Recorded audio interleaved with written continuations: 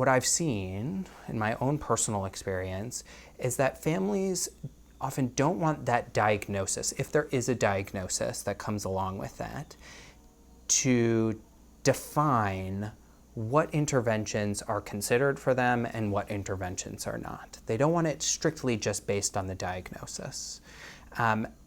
They want it really based on their individual child, right? They want the team to understand their child and make interventions based on their goals of what will help their child live as best as possible for as long as possible. That's often at least a typical scenario that we run into. On the flip side of that, families also don't want clinicians or providers to make recommendations strictly based on a diagnosis.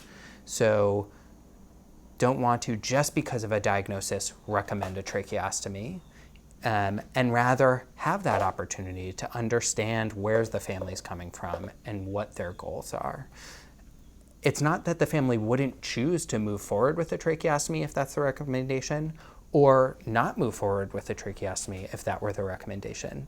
It's rather that they just want the opportunity to be understood and not have it be based strictly on a diagnosis.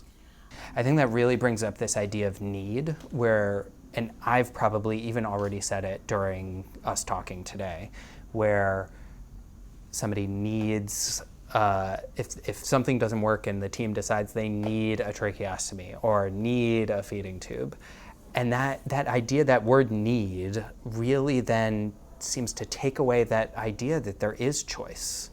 That if somebody's saying you need this, then you can't say, no, I don't need that. That doesn't seem like an option.